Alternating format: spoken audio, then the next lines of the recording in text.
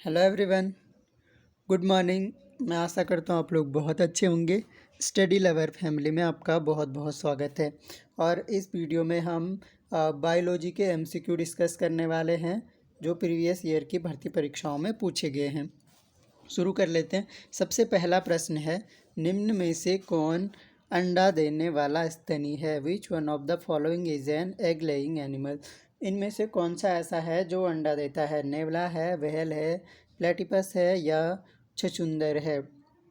देखिए, अमूमन क्या होते हैं, मैमल्स क्या करते हैं, मैमल्स हमेशा मैमल्स का मेन कैरेक्टर होता है कि वो डायरेक्ट बच्चे पैदा करते हैं। लेकिन यहाँ पर पूछा जा रहा है कि एक ऐसा स्तनी है जो अंडे देता है। अंडे देता है, इनमें एक स्तनी ऐसा है कि अंडे तो देता है लेकिन बच्चे पैदा करने के बाद वो उनको खुद का दूध पिलाता है, तो इसलिए उसको स्तनी वर्ग में रखा गया है। तो ऑप्शन देख सकते हैं, सही आंसर होगा इसका जो प्लेटिपस होता है वो होता है अंडा देने वाला स्तनी। यह अंडे देता है और फिर अपने बच्चों को दूध भी पिलाता है। तो अंडे देने वाला मैमल्स कौन सा हो गया? प्लेटिपस हो गया। इसको डक बिल्ड प्लेटिपस भी कहते हैं। डक बिल्ड प्लेटिपस मतलब डक की तरह इसका जो बिल्ड शेप होता है तो वो डक ब्लेड होता है। ठीक है, इस तरह से डक, इसका नाम भी पूछा जा सकता है कभी कि डक ब्लेड प्लेटिपस। ठीक है, तो ये नाम भी इसका ध्यान रखना है। और यह अंडे देने वाला स्तनी है। दूसरा है, कुछ ज्वालामुखी तटों के द्वीपों के पास पाई जाने वाली प्रवाल भित्ति कहलाती है। ज्वालामुखी द्वीपों के तटों के पास जो प्रवाल भित्ति पाई जाती है उसको क्या कहते हैं? तो ऑप्शन देख सकते हैं, प्रवाल द्वीप वलय, प्रवाल द्वीप, प्रवाल रोधिका या तटीय प्रवाल भित्ति।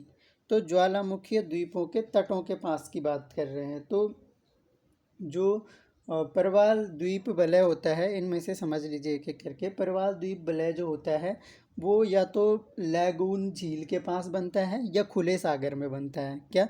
या तो वो लैगून झील के पास बनता है, लैगून झील, ठीक, लैगून के पास बनता है, या इसके अलावा खुले सागर में बनता है। कैसे? खुले सागर में, खुले सागर में बनता है प्रवाल द्वीप वलय। और इसका जो स्ट्रक्चर बनता है वो घोड़े के नाल के समान होता है। ठीक है, अश्वनाल के समान इसका स्ट्रक्चर बनता है।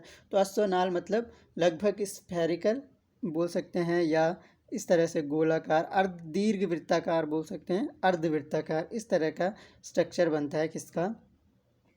प्रवाल द्वीप वलय का। और यह कहाँ? लैगून झील या खुले सागर में बनती है। दूसरा, प्रवाल द्वीप, पहले प्रवाल समझ लेते हैं। प्रवाल एक तरह के जीव होते हैं। प्रवाल क्या होते हैं? प्रवाल एक तरह के जीव होते हैं, ठीक। और ये जो जीव होते हैं ये किससे संबंधित होते हैं? प्रवाल जो होते हैं वो सिलेंट्रेट से संबंधित होते हैं। किससे? सिलेंट्रेट। तो सिलेंट्रेटा फैमिली के ये हैं, सिलेंट्रेटा भी बोल सकते हैं। इसके अलावा निडेरिया भी इन्हीं का नाम है। तो निडेरिया भी बोल सकते हैं और सिलेंट्रेट भी बोल सकते हैं। तो प्रवाल जो होते हैं एक तरह के जीव हैं जो कि सिलेंट्रेटा फैमिली के हैं।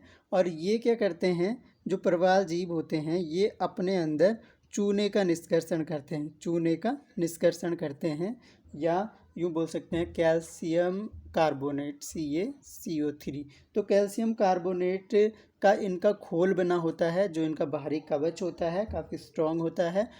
और इससे क्या होता है कि एक संरचना इनको मिलती है और ये स्ट्रॉन्गेस्ट हो जाता है। मतलब इनका जो शरीर रचना होती है वो स्ट्रॉन्ग हो जाती है। तो कैल्शियम कार्बोनेट का इसमें खोल होता है और इसका जो खोल होता है उसके ऊपर एक शैवाल पाई जाती है, जूक्सेंथली, उसको हम बोलते हैं जूक्सेंथली, जूक्सेंथली, जूक्सेंथेली, जूक्सेंथेली करके। ठीक है, तो ऐसे जूक्सेंथेली, तो जूक्सेंथेली एक शैवाल पाई जाती है इसके ऊपर। और ये शैवाल क्या करती है, ये इसके लिए इस शैवाल के कारण इसका कलर आते हैं, रंग बिरंगे हो जाते हैं। कौन? प्रवाल जो है रंग बिरंगे किस कारण होते हैं? तो जूक्सेंथेली के कारण होते हैं।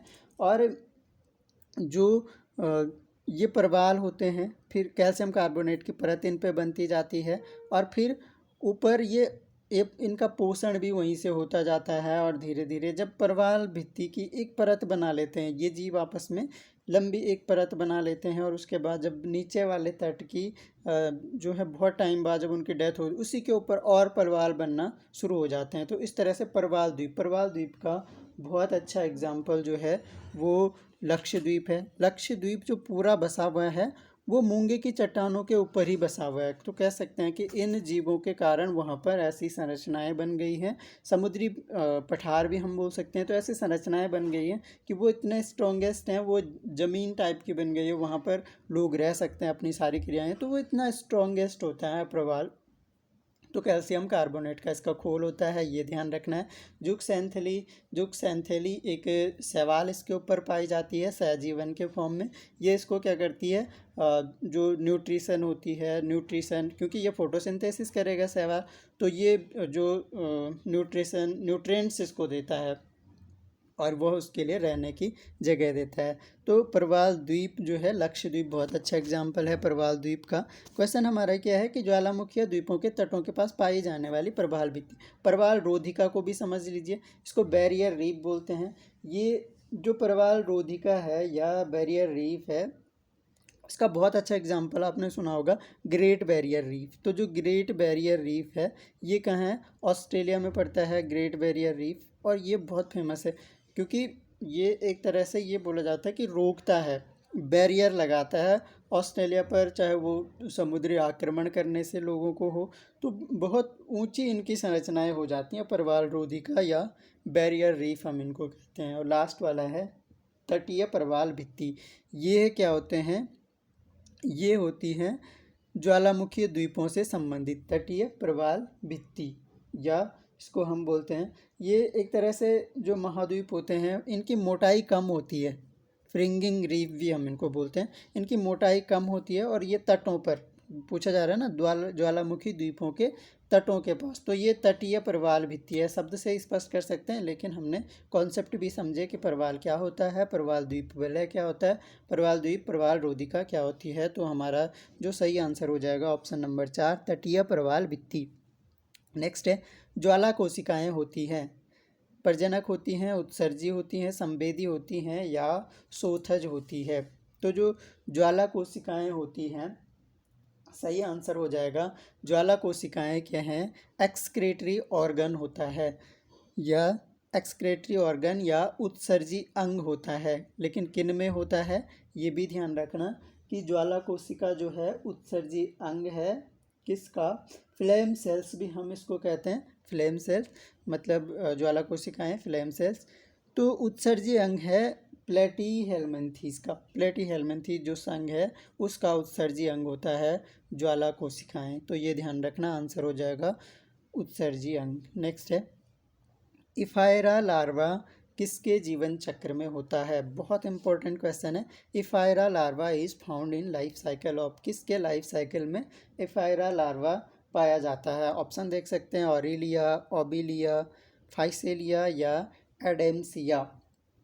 तो जो ऑरिलिया है, सही उत्तर हो जाएगा ऑरिलिया।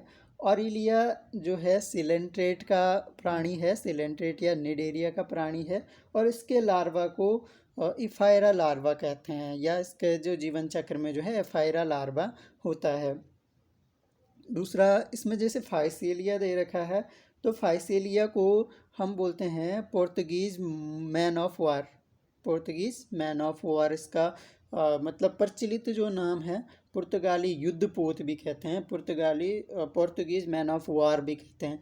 तो ये ध्यान रखना है। इसके अलावा जो ओबिलिया है, ओबिलिया का इम्पोर्टेंट है, इसका जो लार्वा होता है उसको हम बोलते हैं फ्लैनुला लार्वा, फ्लैनुला लार्वा। तो ये फ्लैनुला लार्वा किसका होता है, ओबिलिया का होता है। जो एडेम्सिया है, ये एडेम्सिया जो है ये सी एनिमोन का जीनस है, ठीक है, सी एनिमोन का जीनस है एडेम्सिया। तो सी एनिमोन का लार्वा इफायरा तो होता नहीं है। सही आंसर हो जाएगा हमारा ऑरिलिया, ऑप्शन नंबर 1, एफायरा लार्वा जो है ऑरिलिया से संबंधित होता है।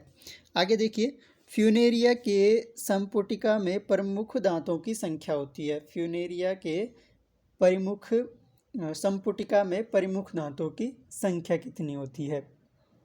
तो फ्यूनेरिया जो प्रमुख दांत होते हैं, पहले ये समझ लीजिए, ये होते हैं ऑर्थोडोंट्स टाइप्स के, ऑर्थोडोंट्स ऑर्थोडोंट्स टाइप के। ऑर्थोडोंट्स टाइप के इसके दांत होते हैं फ्यूनेरिया के, जो प्रमुख दांत होते हैं। और जो मॉसेज होती हैं, मॉसेज, ठीक है, मॉसेज ही हैं ये, तो इनमें प्रमुख दांत पाए जाते हैं, ये ध्यान रख सकते हैं।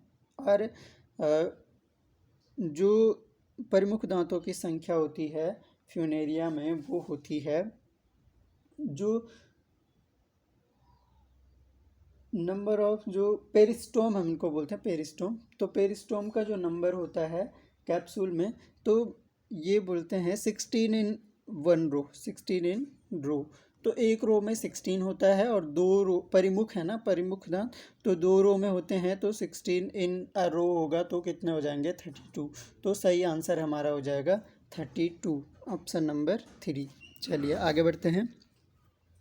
नेक्स्ट हमारे पास है बहुरूपता देखी जाती है। इनमें से किस में बहुरूपता देखी जाती है? सिलेंट्रेट्स में, एनेलिड्स में, या ऑर्थोपोडा में, या इकाइनोडर्मेटा में? तो जोलॉजी से रिलेटेड हमारे क्वेश्चन है अभी तक कि कौन से जीव में, कौन से संघ में बहुरूपता देखी जाती है, पॉलीमॉर्फिज्म किस में देखा जाता है? तो जो सिलेंट्रेटा संघ के प्राणी होते हैं उनमें पॉलीमॉर्फिज्म देखा जाता है, बहुरूपता देखी जाती है। और इसका जो मेनली दो दो रूप आप लोगों ने पढ़े होंगे, पॉलिप और मेड्यूसा। पॉलिप, एक तो होता है पॉलिप और दूसरा होता है मेड्यूसा, मेड्यूसा, ठीक। तो ये दो इसके द्विरूप होते हैं और इसमें बहुरूपता पाई जाती है। देखिए पॉलिप और मेड्यूसा क्या होता है, पॉलिप क्या करता है, ये अलैंगिक जनन करके, अलैंगिक जनन करके मेड्यूसा का निर्माण करता है, ठीक। और ये लैंगिक जनन करके, जो मेड्यूसा होता है ये लैंगिक जनन करके ये पॉलिप का निर्माण करता है, तो ये ध्यान रखना है। तो बहुरूपता किस में देखी जाती है? सिलेंट्रेट्स में देखी जाती है। आगे देखिए, सिंसिशियल अधिचर्म पाया जाता है। सिंसिशियल अधिचर्म किस में पाया जाता है? ऑप्शन देख सकते हैं, प्लेनेरिया, एस्केरिस, केंचुए में, या तारामीन में।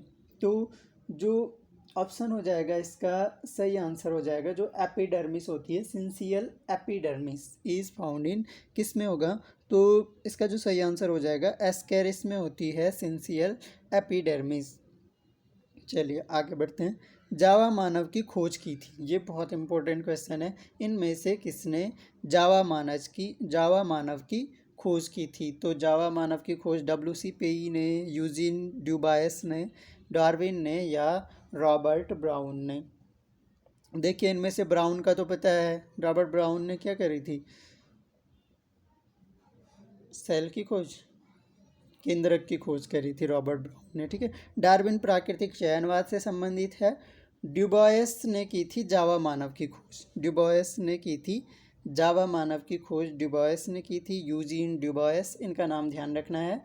और WC पेई जो हैं ये एक चाइनीज़ साइंटिस्ट थे, चाइना के हैं, बहुत फेमस इनका नाम है। और इन्होंने जो डिस्कवरी, ये क्यों फेमस हैं? तो इन्होंने जो पेकिंग मानव होता है, पेकिंग मानव सुना, पेकिंग मानव की खोज की थी किसने? WC पेई ने। तो लेकिन जो हमारा क्वेश्चन है जावा मानव की खोज, तो वो यूजीन ड्यूबॉयस ने करी, तो सही आंसर हो जाएगा हमारा ऑप्शन नंबर 2। आगे बढ़ते हैं। उपापचयी जल किस क्रिया का उपोत्पाद है? उपापचयी जल, मेटाबॉलिक वाटर। तो मेटाबॉलिक वाटर बोल रहे हैं, मेटाबॉलिक वाटर का मतलब क्या है कि ये नॉर्मल वाटर नहीं है, मेटाबॉलिक वाटर है ये। मतलब जो मेटाबॉलिक प्रोसेस होती है, जैसे मेटाबॉलिक प्रोसेस क्या है? ऑप्शन देख लेते हैं, पाचन, पेशी सक्रियता, उत्सर्जन, या ऊतकीय शोषण। मेटाबॉलिज्म प्रोसेस जैसे रेस्पिरेशन में होता है। तो रेस्पिरेशन में क्या होता है? रेस्पिरेशन जब हम करते हैं तो आंसर इसका ऊतकीय श्वसन है। जब हम रेस्पिरेशन करते हैं तो क्या करते हैं हम, ग्लूकोज का होता है ना, यहाँ पे देखिए रिएक्शन याद है, C6H12O6, ठीक। तो क्या बनता है? ग्लूकोज का विघटन होता है, CO2 बनता है, एक तो कार्बन डाइऑक्साइड बनता है, प्लस H2O बनता है, H2O बनता है किसमें? टिश्यू रेस्पिरेशन की बात कर रहे हैं, H2O बनता है, प्लस क्या होता है? ATP रिलीज होती है, ATP रिलीज होती है, तो ATP भी रिलीज होती है। तो ये ध्यान रख सकते हैं क्या होता है? C6H12O6 क्या होता है, कार्बन डाइऑक्साइड निकलती है, ये H2O। अब ये नॉर्मल वाटर नहीं है जो पीने वाला पानी, ये पीने वाला पानी नहीं है, ये क्या है, मेटाबॉलिक वाटर है। ये मेटाबॉलिक वाटर है या उपापचयी जल है। किस क्रिया से निकलेगा, जब हम ग्लूकोज का अपघटन करते हैं, मतलब मेटाबॉलिक उत्तकीय श्वसन जब होगा तो C6H12O6 क्या होता है, CO2 में डिवाइड हो जाता है, CO2, और जल बनता है, जल मेटाबॉलिक वाटर बनता है, और प्लस ATP जो ऊर्जा रिलीज होती है इससे। तो ये ध्यान रख सकते हैं, बाकी देख सकते हैं, बैलेंस कर सकते हैं, 6CO2 6H2, ठीक है। तो इस तरह से ये रिएक्शन जरूर ध्यान रखें। चलिए आगे बढ़ते हैं। आंसर हो जाएगा उत्तकीय श्वसन। नेक्स्ट है, निम्नलिखित में से कौन सा माइटोकॉन्ड्रिया के अंदर होता है। क्या होता है, ग्लाइकोलाइसिस होता है, ग्लाइकोजिनोलाइसिस होता है, या ट्राइकार्बोक्सिलिक एसिड चक्र होता है, या ऊतकों का ऊतक लयन होता है। माइटोकॉन्ड्रिया की बात कर रहे हैं। तो जो माइटोकॉन्ड्रिया होता है, माइटोकॉन्ड्रिया में क्या होता है कि जो ट्राइकार्बोक्सिलिक एसिड चक्र, इसको TCA साइकिल, ठीक है, सी के अंदर क्रेब्स साइकिल, ठीक है, श्वसन का स्थान, श्वसन स्थल कहते हैं ना, माइटोकॉन्ड्रिया को श्वसन स्थल कहते हैं। तो आंसर हमारा हो जाएगा ट्राइकार्बोक्सिलिक एसिड साइकिल जो होता है वो होता है माइटोकॉन्ड्रिया के अंदर। यह श्वसन का चक्र होता है, इसे आप क्रेब्स साइकिल भी बोल सकते हैं। थोड़ा सा माइटोकॉन्ड्रिया के बारे में जान लो यहाँ पर, कि माइटोकॉन्ड्रिया जो है ये सबसे पहले जो है कॉलिकर ने देखा था, कॉलिकर ने देखा था कीटों की पेशियों में।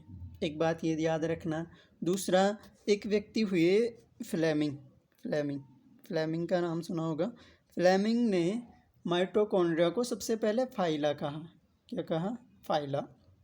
फिर एक दूसरे व्यक्ति थे अल्टमान, ठीक, अल्टमान ने इनको बायोप्लास्ट कहा।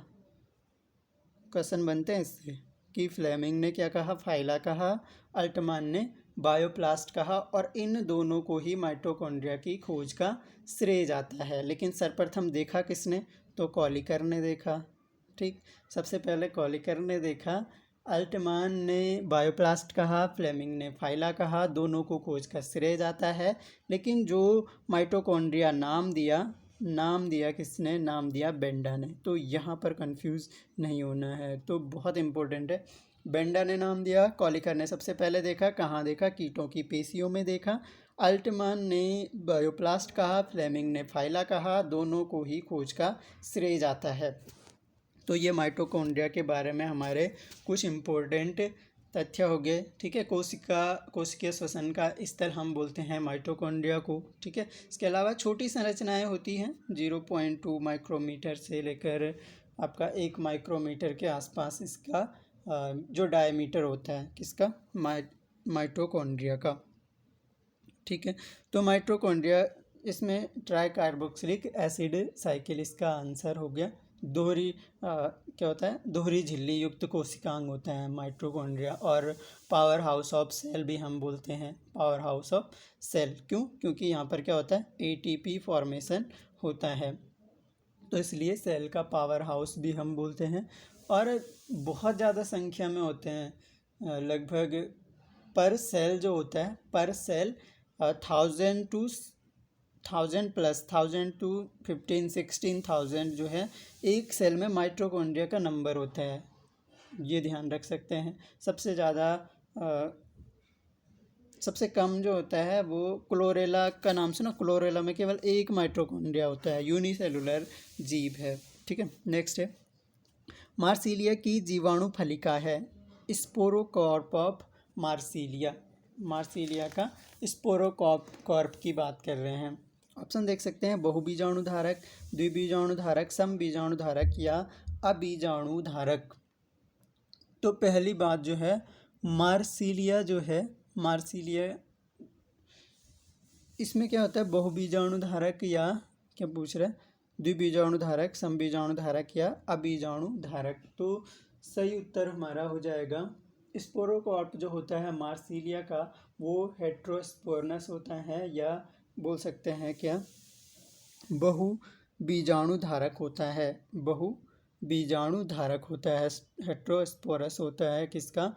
मार्सिलिया का बीजाणु फलिका।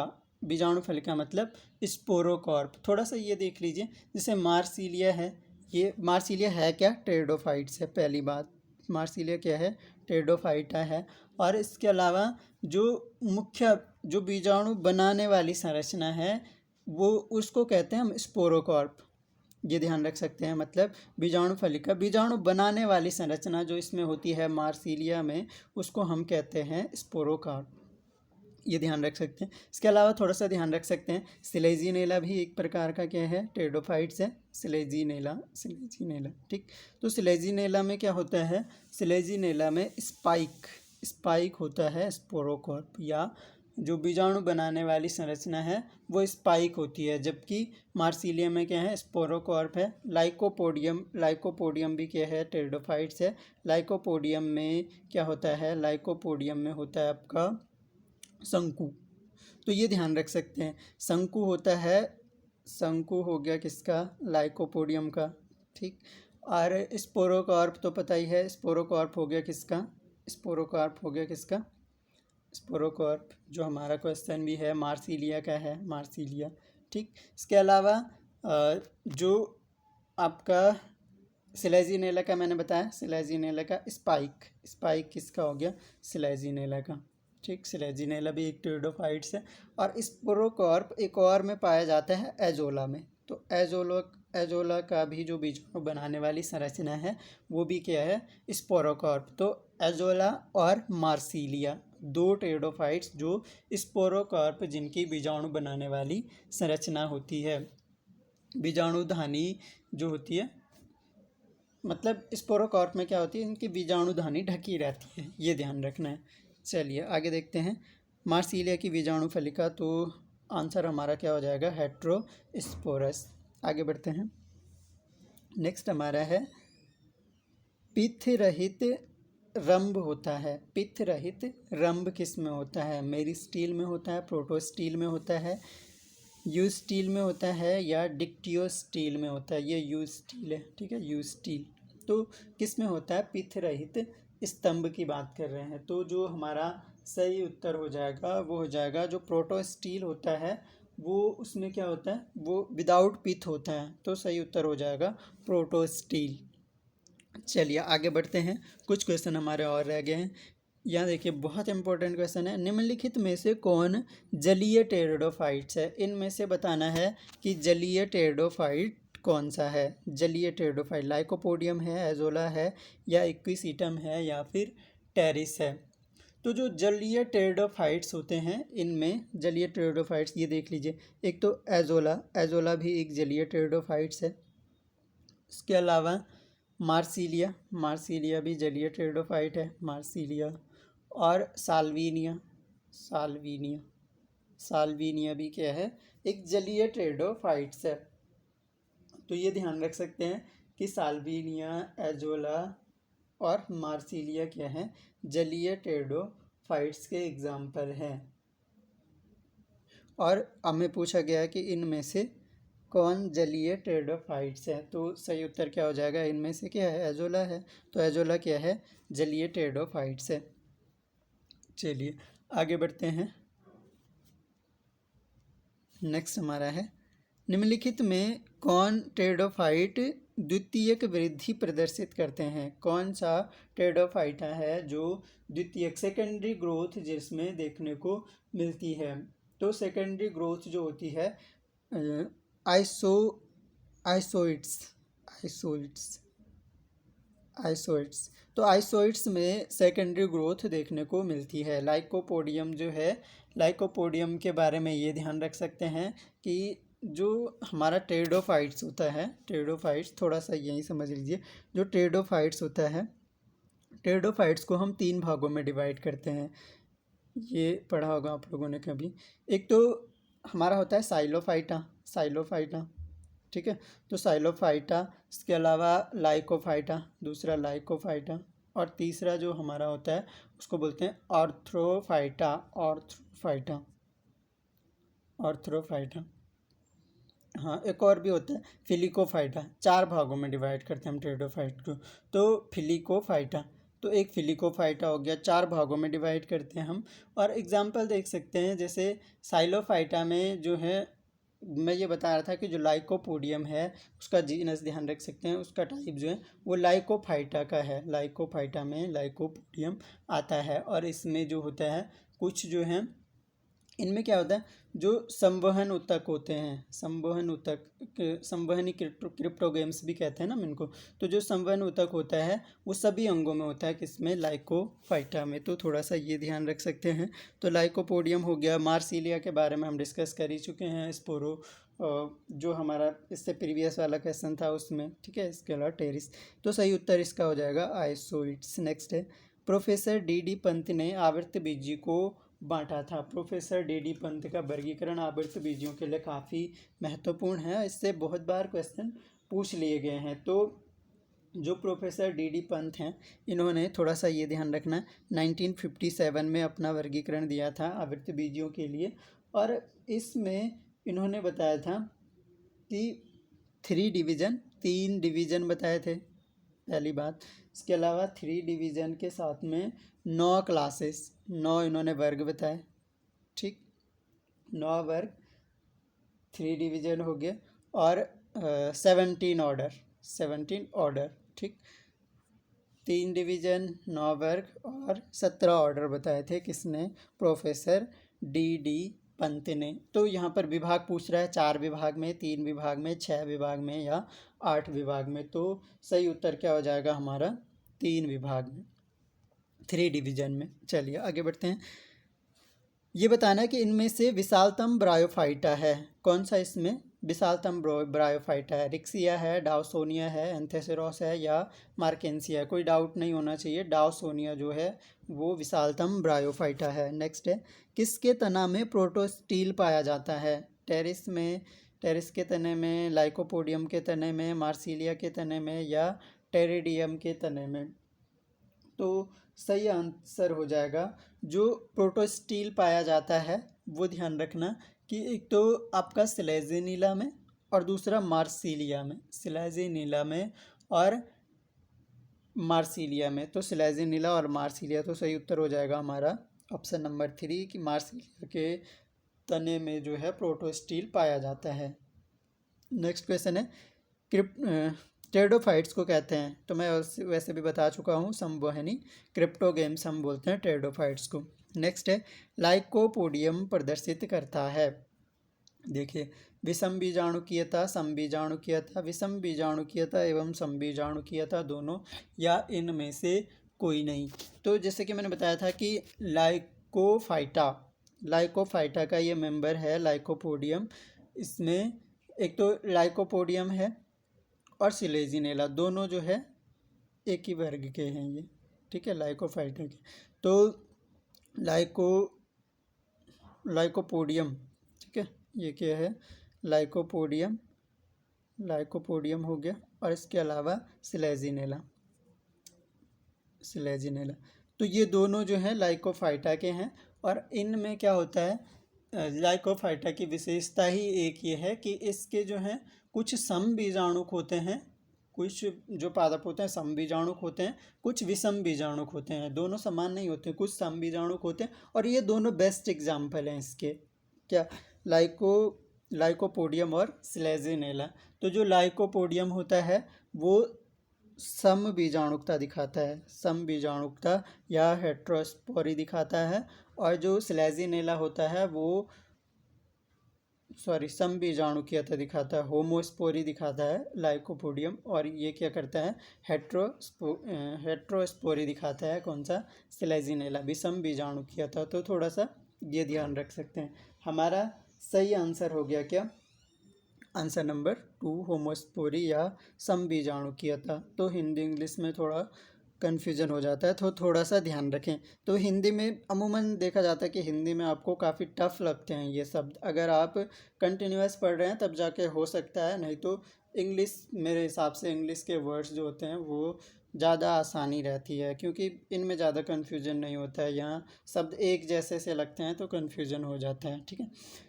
तो ये थे हमारे आज के बायोलॉजी के कुछ महत्वपूर्ण प्रश्न। और कैसा लगा आपको ये हमें कमेंट बॉक्स में ज़रूर बताएं। कुछ भी अगर आपके डाउट्स रहते हैं तो आप कमेंट बॉक्स में पूछ सकते हैं, या आपको लगता है कि कोई भी क्वेश्चन इनमें से एरर हो रहा है तो उसको भी आप बता सकते हैं, आप करेक्ट करवा सकते हैं। तो थैंक यू गाइस, अपना ध्यान रखें। Thanks a lot for listening. मिलेंगे नेक्स्ट लेक्चर में, तब तक के लिए जय हिंद।